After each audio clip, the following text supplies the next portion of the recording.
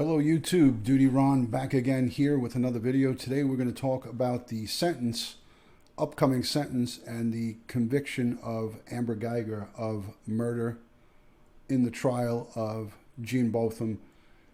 Amber Guyger today found guilty of murder, I believe second degree. I'm not 100% sure. I hadn't had a chance to look at all the footage today.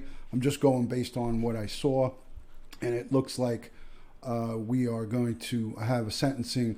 She is looking at life in prison. Some say it's a just sentence, some say it isn't. Today we're going to talk about it. We're going to get to it right now. Welcome, folks. My name is Dutyron. I'm a retired New York City police detective. I have 20 plus years law enforcement experience.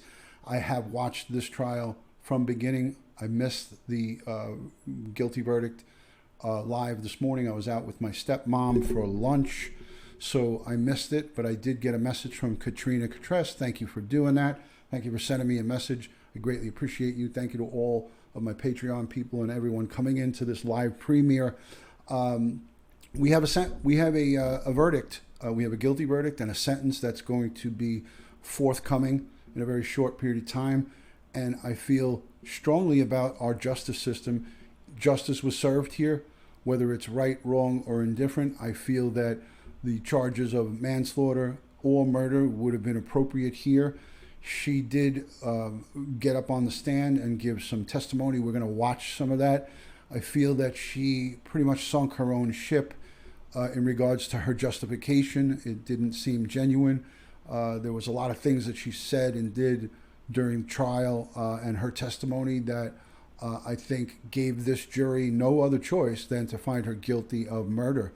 When she was asked by the prosecution if she intended to shoot and kill Jean Botham, she said, yes, I intended to kill him. If she would have said, I was in fear of my life and I shot my weapon to stop the threat that was in front of me, there may have been a different set of circumstances, may or may not. But that's not what she said. She said what she said, and she now pays the price for her crime. She's now convicted of murder. She's going to get sentenced, and it doesn't look like she will see the light of day for a very, very long time. Unfortunately, our justice system isn't perfect. There will be a time and place down the road where parole will be offered to her.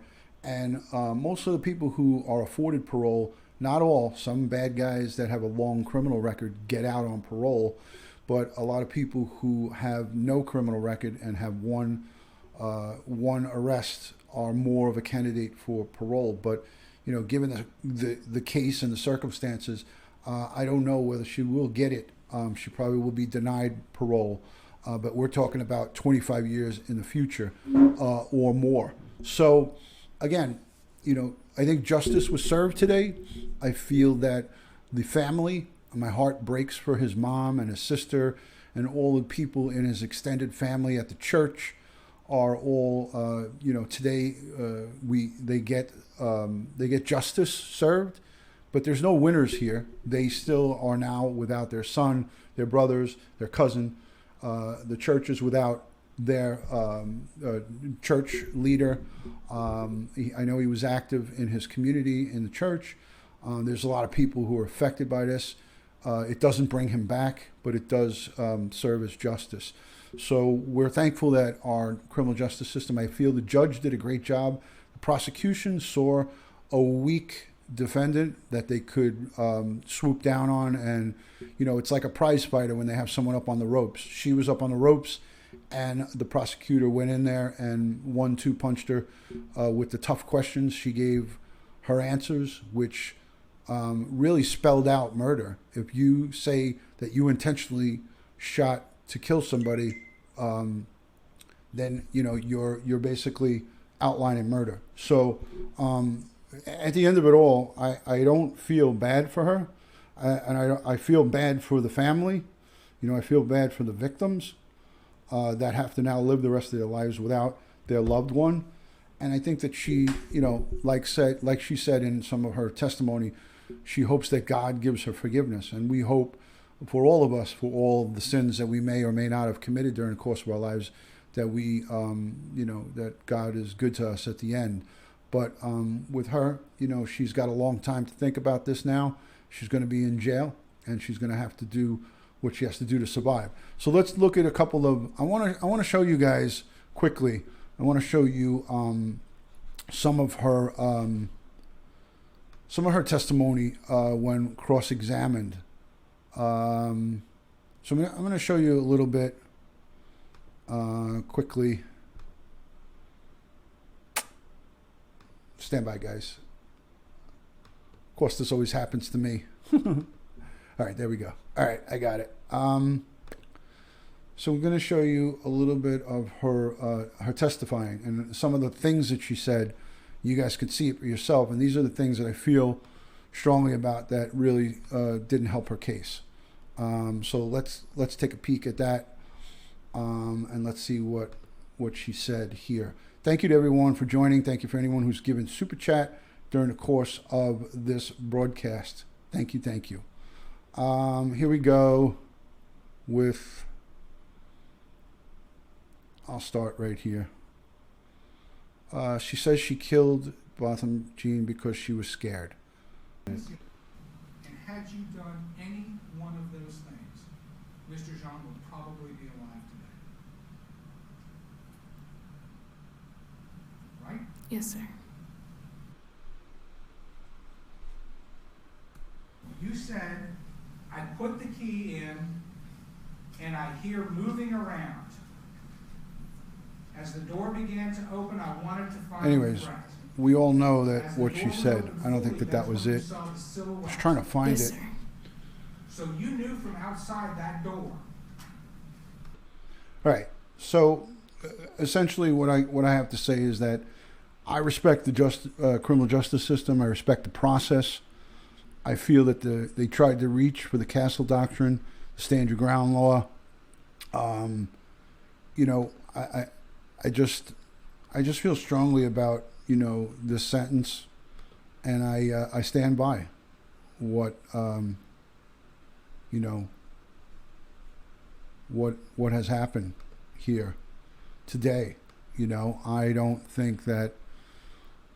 Yeah, this is the one. We have a verdict in the Amber Guyger case there in Texas. Hearing now that a jury, after almost 2 days, has come back with a guilty verdict. The officer, of course, this is an officer who was off duty at the time, who managed to walk into a neighbor's home and shoot him dead. And a jury coming back with a guilty verdict. There's Amber Guyger there in the courtroom as that verdict's being read. NBC's Gabe Gutierrez has been covering this trial from the very beginning. He's standing by outside the courthouse. Gabe, what more do we know at this point? Hi there, Craig. Well, that verdict was read just a few seconds ago, in fact, and there was a small outburst in the courtroom, presumably from the family of Botham Jean. He would have turned 28 years old on Sunday. Rejoicing. But now, as you mentioned, Craig, the unanimous verdict coming from that jury of 8 women and 4 men guilty on murder. In the distance here, just down the hallway, you can hear applause as the victim's family is leaving right now. So, Craig, this has been an extremely dramatic trial that has unfolded over the last several days. This went to the jury just yesterday, and after about 6 hours or so of deliberation came that unanimous guilty verdict. Now, the jury could have considered, or did consider, also the lesser charge of manslaughter.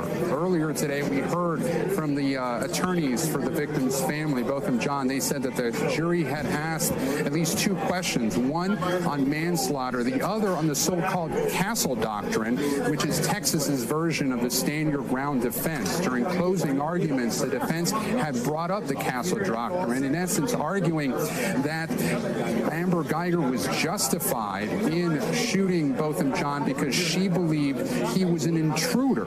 Now, the Castle Doctrine says you're allowed to shoot someone in self-defense if that person is an intruder in your own home. But Craig, of course, the prosecution said that theory was absurd because Amber Guyger actually went into Botham Jean's apartment. Now, this has drawn national attention. This case has ever since this shooting that happened in September of last year at a Dallas apartment complex.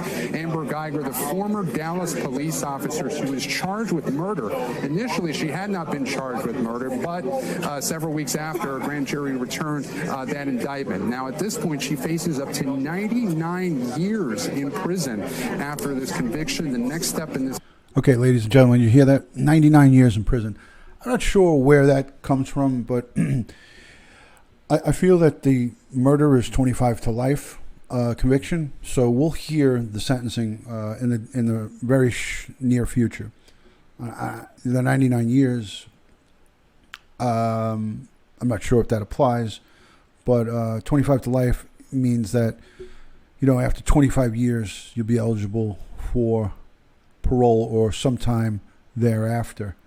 So it's a guaranteed 25 and I think many more years. But we'll soon see when the sentencing is handed down, and then we'll read more about it going forward. But, you know, I feel justice was served here today. You know, there's no winners, and people talk about this all the time. There's no winners. You know, here is your victim. You know, this guy is a native of St. Lucia, lived directly above her. They both didn't know each other.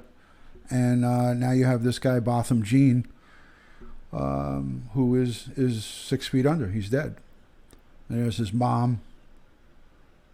And, you know, more. I'm going to spare us the rest of this. I'm just going to click on back. So again, guys, you know, as a retired police officer, you know, I feel that if you've done wrong and you're found guilty by a jury of your peers, then it is what it is, right? So she's going to jail, and, you know, we'll have closure for the family. I want to say again, thank you to everyone joining in on this premiere. I want to say a special thank you to Matt, Black Irish, Matty Boy from New York here. His father's a retired New York City police captain. He has passed away after his service. His dad is no longer with us, but he is a strong supporter of the police department. His father was a great, courageous man who served many years in the police department. He's a big fan, and a big friend of mine. This guy is tremendous. Black Irish is his screen name. I call him Matty Boy. He sent me this to my house yesterday. This is a wooden carved plaque. He didn't make it himself, but he had it made for me. So I want you guys to see this. I want to get it in the film. This is wood with the blue detective shield. This is my shield number, 4503. I want to say thank you to you, Maddie, for this beautiful gift. This is an honor for me to have this coming from a YouTube friend, a Dutyron family member. Black Irish Matty Boy, thank you so much for this beautiful plaque. I have it mounted on, I'll take a picture of it and send it to you, but my wife mounted it on our home, on a wall inside our house in the living room. So this will be proudly displayed. The detail is unbelievable. I mean, if I put it up close, you could see the detail is just tremendous. This is a detective shield replica made out of wood, and it's a thick, heavy piece of wood. So thank you to you for this. I really, really appreciate that. It means a lot to me. And thank you to Meg Lowe from Southern Cal. I went to my P.O. box, and there was a ton of cards and a ton of nice letters that were sent to my P.O. box. It's 2193 New Hyde Park, New York 11040. That's my P.O. box. Tons of letters and mail. Thank you so much for that. Greatly appreciate you guys for the encouragement. I thank all my moderators and all the people who come into these lives. Again, there's no winners here in this trial. Amber Guyger is now a convicted felon. She murdered Botham Jean, and she is now convicted of it. Do I feel that she intentionally went there to murder her? My opinion, everybody wants to know it, is no, but I don't feel that she should have got off scot-free. I wasn't looking for her to get a lighter sentence because I'm a cop, a retired cop. I just felt that she didn't intentionally kill him, but she said it herself. So she intentionally intended to kill him with her firearm on her own statement. So once she made that statement to the district attorney, she was done. And I knew that. But she made that statement after I made my last video. So I didn't talk about it. I didn't talk about it on my last video. I'm bringing the mic up because I just want to make sure you guys can hear me. I respect the system. I respect the process. She was found guilty by a jury of her peers,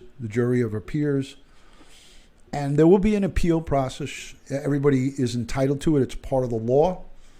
She'll go through an appeal process through her attorney, and that will, that's not going to get her anywhere. So she's done for.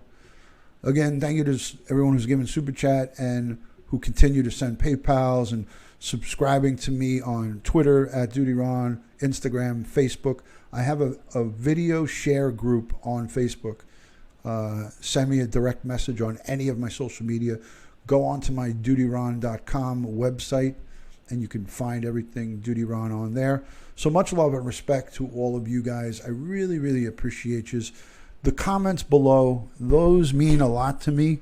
Those are showing me that you guys are watching the videos, and it's showing me that you're interested in what I'm putting out. Let me know if you like what I'm doing. Let me know if you don't like what I'm doing. I am open to constructive criticism every day of the week, all day, every day. So that's the story here from New York City. That is the story from Dallas.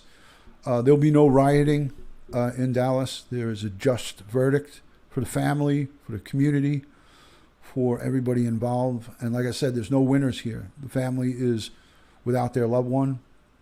Amber Guyger is now a convicted felon who will be going to jail. And the police department has a lot of learning to do from this. I want to just touch on this real quick. I feel that our officers need to be trained and retrained. I said in my previous video, I would not want to work with somebody that's unsure of themselves. And Amber Guyger appeared to be unsure of her official duties.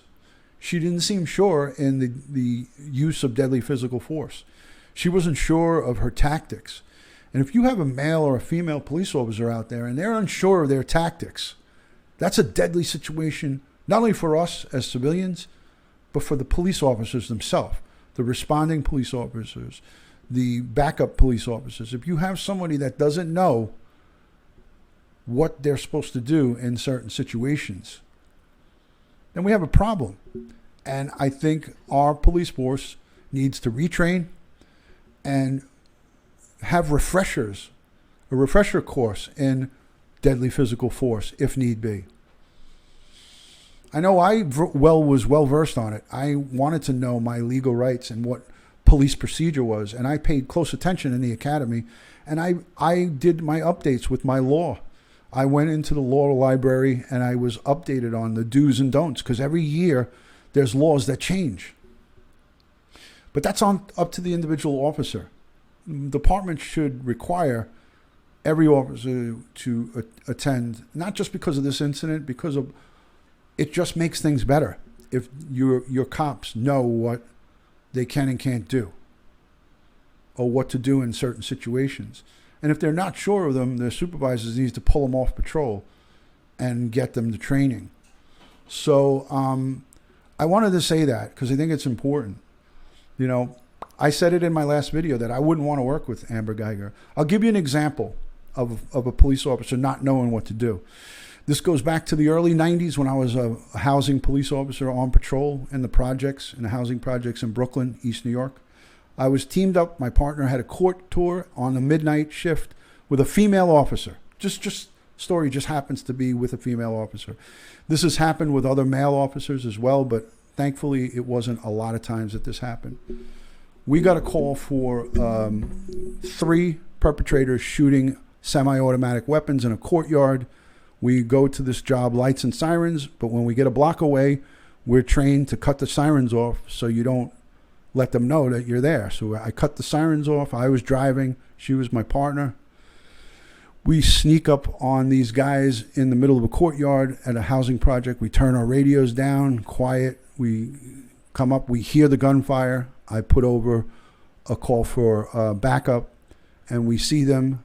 We're at a handball court. It's like a handball court, a big concrete wall, and they're on the other side of the wall. So I sneak around the wall with my gun drawn. We had 6-shot wheel guns, revolvers back then in the 90s. There was no semi-autos. It was 38s. Sneak around the wall, and I point out my gun, and I say, "Police, don't move. Drop the weapons." 2 of them take off, and the one heavy-set guy like me knew he couldn't run away. He dropped the gun and put his hands up. I went over. I holstered my weapon. I went over, kicked the semi-auto. It was a Tech 9 machine pistol. I kicked the gun away. I handcuffed him, and I looked up, and my partner was gone. She ran back to the car because she was scared. I never worked with her again. Did I blackball her? Did I tell everybody in the precinct what she did? You bet your ass I did. I'll never forget that night because I was there alone with this guy. He was in handcuffs, but what if he fought me? What if his buddies came back? 2 police officers from the 7-7 precinct. I was in the housing division. They weren't even part of my precinct. They came and backed me up on that call. And she was at the car waiting for me. And I'll never forget that because if my life was taken from me that night, my partner wouldn't have been there with me. And that's pretty fucked up. And she was scared. She got scared and ran back. She didn't get on the radio and call for help. I did it. So I handled that whole job by myself because I didn't know that she took off. I was focusing on the threat. When I saw that guy drop that gun, as I went towards him, I didn't holster my weapon right away, but he could have made a decision to go and grab it again and start firing at me. A lot of things could have happened. I thank God that none of those woulda, shoulda, coulda things happened. But there's an example of a police officer, whether it was female or male, didn't need to be on the job. I could tell you other stories of male officers when gunfire starts going off, they're cowered down and hiding behind a car while other officers are running towards the gunfire. And there was a few of those too. So it exists everywhere. The onus is on the police department and agency to weed those cops out. Get them retrained. Or if they're not cut out to do the job, don't give them the gun and badge. Don't let them go out there if you're a coward. If you're not well versed on procedure, it's a danger. Not just to the police officers, but to the civilians, to the people, the innocent people that could be victim. You're always going to have crossfire. You're always going to have, if someone's in Times Square in New York City where the ball drops and they have a gun in their hand and they're firing it or they're trying to hurt other people, police are going to respond and other people perhaps could get hurt. It's a very crowded metropolitan. So I needed to say that. I wanted to say that. And I implore for change, for the better. We need to learn from these mistakes. We need to learn from these incidents and apply a better mousetrap, a better way to do these situations, a better way for the cops to know what to do, for our police. This sign also was given to me and made for me by Matty Boy Sully, Black Irish, that you police sign from Matty Boy. Thank you. Thank you, Matty. And this. All right, guys, much love and respect from Dutyron. I took up enough of your time. Hit the subscribe button, hit the like button. Please subscribe to my channel and follow me on all social media at Dutyron. Love and respect from my house to yours. God bless everyone and good night. Thank you.